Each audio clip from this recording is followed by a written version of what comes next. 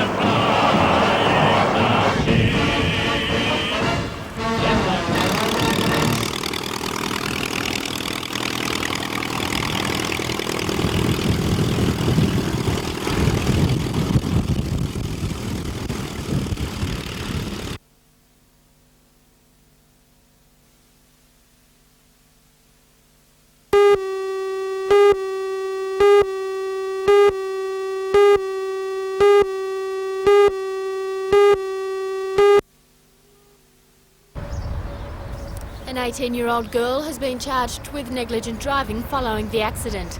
Hamilton police say she lost control of her Lancer sedan while rounding a bend on Morgan Street, which was wet at the time. She hit one parked car before mounting the curb and ploughing through the front window of number 162 Morgan Street, where the Masons were having a Saturday morning lie-in. And then another thump as they came over the curb and hit the column out here. They're getting closer and closer. And then the next thing, all the debris start to fall through. Well, I threw myself over the other side, not sure, as I say, whether I was getting away from it or trying to protect the barrel. And, well, it was just a big shock to find out the nose of the car alongside my bed. And Fortunately, no one was injured in the accident.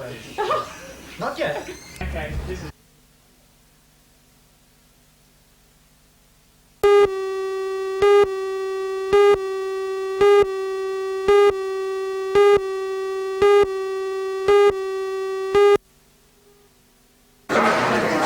This 100-page booklet is the end result of detailed research carried out this year by final year students at the Newcastle Tech studying the Management Certificate course. 300 business firms in the Lower Hunter took part in a questionnaire, and it's those findings which have been gathered and examined. Research coordinator Greg Smith says the results have been surprising. We found that basically that firms in the Hunter region are well below their export potential. 37% of the firms we surveyed could produce more, but they don't have sufficient domestic demand. The other parts that we found also were firms that export added considerably to profitability of the firms, and these firms who are suffering economic problems at the moment could get themselves out of it to a large extent if they considered export. What advice are you offering firms who may be interested in the export market? Well, I think firms in the Hunter who have an overcapacity, who they can produce more and have insufficient domestic demand, would be well advised to consult Austrade for the assistance and advice that they can provide. The Australian Trade Commission established its Austrade office in Newcastle earlier this year. Located at 400 Hunter Street, it provides advice, assistance and market information to potential exporters.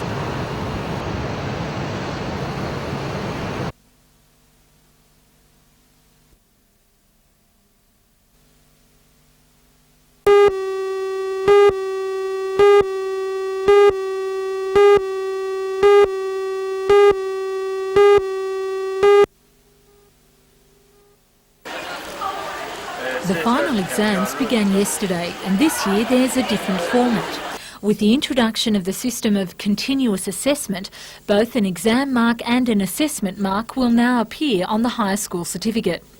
The Department of Education has described the new system as a success and says it's been introduced to remove pressure from the final exam. But what do the students think? Oh, it's pretty fair because it keeps you working for the 2 years anyway. I don't understand it at all. They explained it to me and I never sort of quite understood what happens. Oh, I think it's a bad idea to continue it. I don't like the assessment idea at all. The assessment system, well, around about the trial time, it did mean a lot of extra work. People were rushing to get assessment tasks in, and they didn't have enough time to study, a lot of people thought, so it did interfere a bit with studying for your HSC.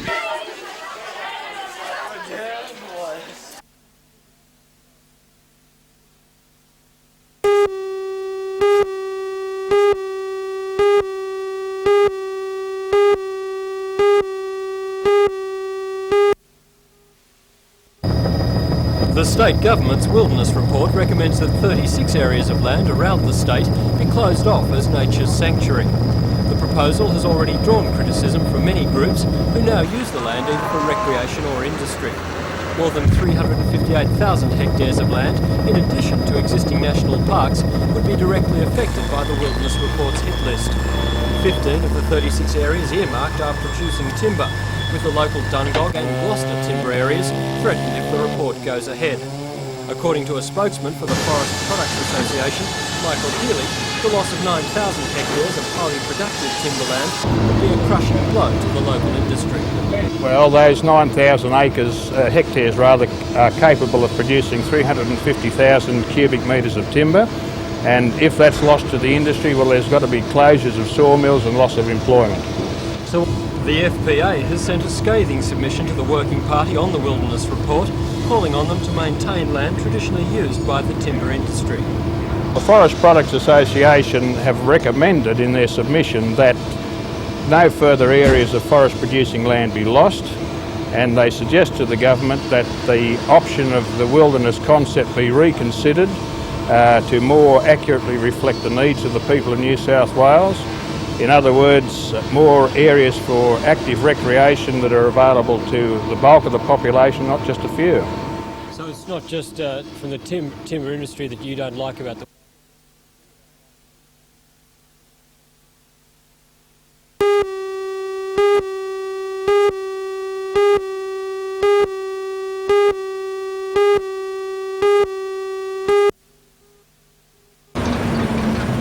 Plans to vacate the existing maintenance and works depot site were released by the SEC earlier this year. The Queen Street site has an historical background.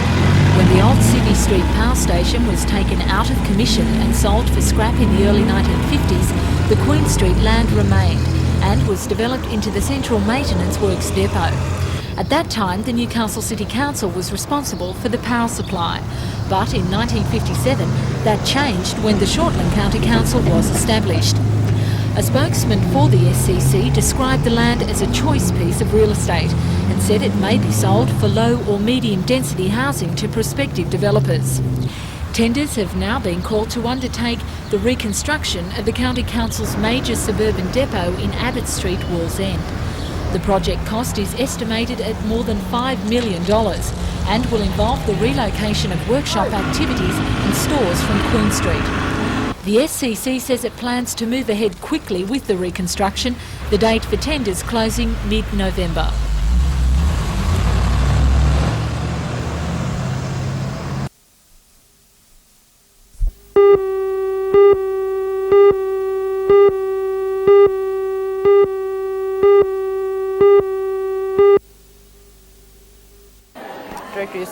The new equipment has been designed to ease congestion for both the operator and the caller. The old directory assistance equipment has now been outdated and replaced by new electronic outfits like this one. Telecom says that if all the directory assistance operators at the Hamilton Exchange are busy, the call can now be diverted to operators in other parts of the state, like Sydney or the Goulburn Exchange. Gone are the telephone books, as all numbers are now stored in a computer and can be called up by the operators with just a touch of a key.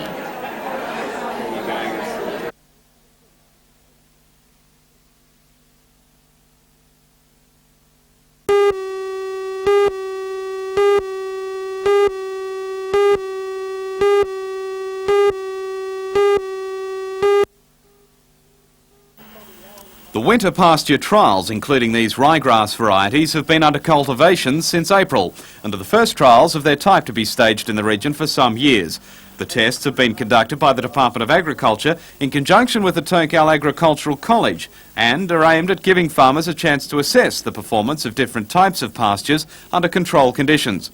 District Agronomist with the Department of Agriculture, Neil Griffiths, says the new varieties of ryegrasses in particular can offer some advantages over traditional winter pastures. The new varieties are the ones that we're interested in here, and we're getting growth response. We know that they're better than some of the old established varieties, things like Wimmera, Kangaroo Valley. We know we can get a yield response. We know that they'll perform as well here as they have done in earlier years in other areas. So there's a lot of potential there for increased winter production.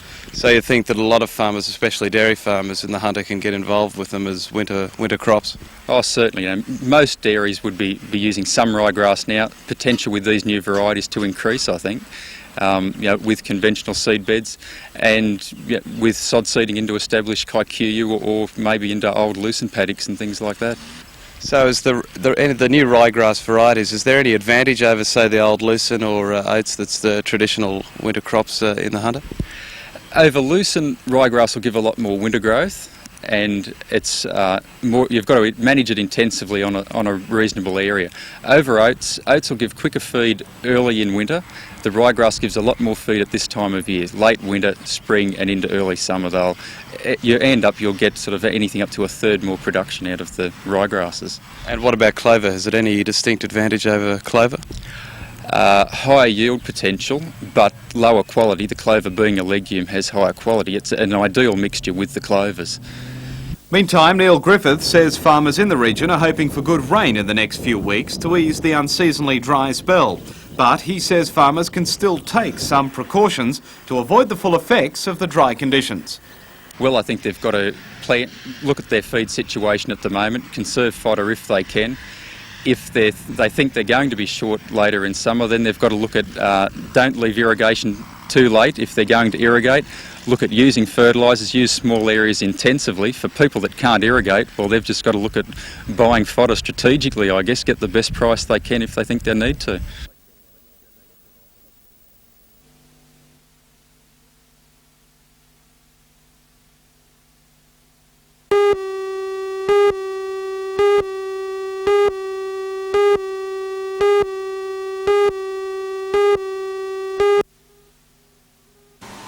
More than 200 Elcom and Newcom colliery staff employees met at the Toronto Workers' Club to consider a recommendation to return to work. They have been on strike since Monday, after discussions with the Minister for Energy, Peter Cox, broke down. The association had been trying to negotiate an upgrading of their superannuation scheme. Yesterday, 2,500 mine workers were stood down on the grounds that they could not be safely or gainfully employed while other staff were on strike. Today, an order from the Coal Industry Tribunal to return to work immediately was overwhelmingly rejected by the association's members. We hope to achieve to get back to the negotiating table, get back to a situation where we can sit down and start talking to people. Do you think the Minister is being unreasonable? I think he's been extremely unreasonable. I think the attitude of the members today, particularly by maintaining their strike action, should indicate to the Minister of the members' attitudes towards his actions. Their action could also worsen the situation, though, couldn't it? There's no doubt about that. It will certainly worsen the situation as far as the Electricity Commission collieries are concerned.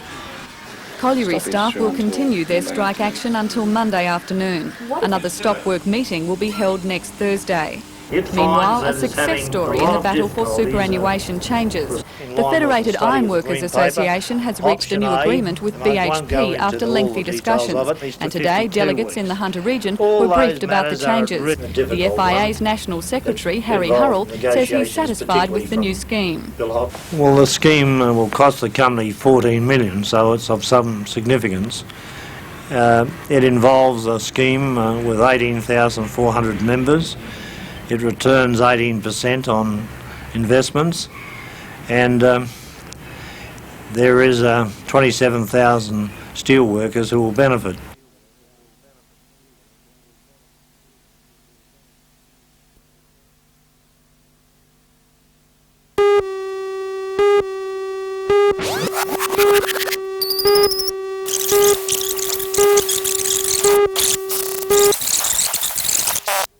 Hi, I'm Karen Lemming.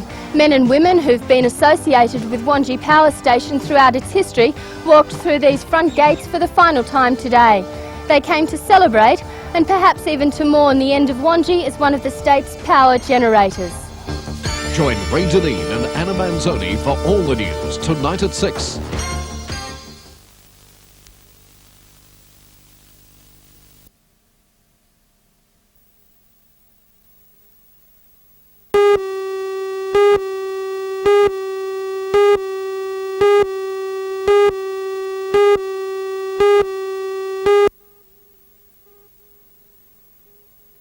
Mr Gabb was in the Upper Hunter today to open the afternoon session of the 10th Singleton Coal Discussion Day. The Minister says that while the state government will cooperate with the Commonwealth over its national interest guidelines, he is worried that they may jeopardise jobs in the New South Wales coal industry. My concern is that deregulation may suit big open cut operations, particularly some in Queensland, which can afford to drop the price in return for higher volume, but could well have a serious effect on this state's marginal underground operations. This week, the Australian-Japanese Coal Conference in Tokyo indicated that there may be a fall-off in the price and volume of coal exports to Japan. Bruce Thompson from the New South Wales Coal Association says that following overseas visits, the general view is that the situation will improve, especially in the sphere of steaming coal, in about 5 years' time. Until then, he says, coal producers should stick together and weather this current storm. The trick is, and the dilemma we face, is to be able to stay in business through the difficult period leading up to that time, to have developments on stream and in place when that demand occurs, and really, as well as making ourselves more efficient, we've got the challenge of convincing our customers that if they screw us down too hard on price at this stage, we may not be around when they call for coal. The Australian Coal Consultative Council will meet in Newcastle next Wednesday to discuss the government's proposed coal export control guidelines.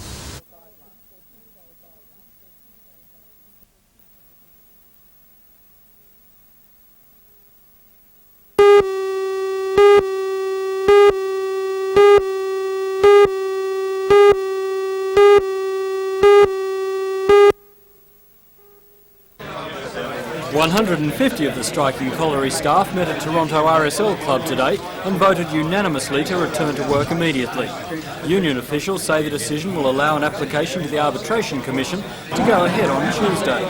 The men went out on strike because they say their superannuation scheme is lagging way behind the rest of the industry. They're hopeful of a positive result in the Arbitration Commission and following that Elcom officials and Energy Minister Peter Cox will agree to discussions on the issue. But despite the developments, the union is not convinced the issue will be solved quickly. The dispute certainly hasn't finished now. We're back at the stage where people hopefully are going to talk to us. Should doors be closed in our face again, I would think that we'd be back to a similar situation to what we've had this week. We're also at a situation where arbitration may be possible.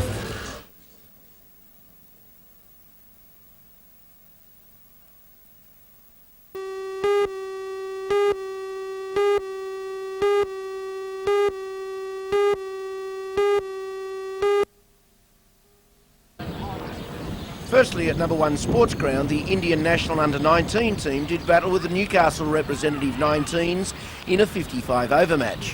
When our cameras were there, India were into bat, chasing Newcastle's total of 7 down for 192. Best for the locals was Anthony Daly of the Waratah Mayfield Club. He got 74. Peter Willis was next best with 26, and Andrew Doherty got 19. The Indians only bowled 49 overs in the allotted time.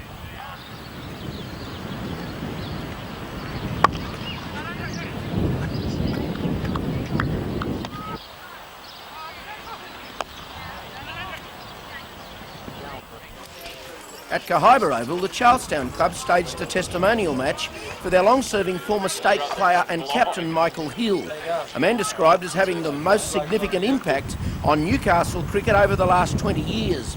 Dasha Fordham made that observation and today provided us with some nice vision. Thank you. George Bodell obliged as well. Others to play for Michael's 11 were Doug Walters, Rick McCosker, Kerry O'Keefe, Dutchy Holland, Kerry Thompson and others, including Michael's eldest son Jason, who has something to live up to from as far back as grandfather Ken.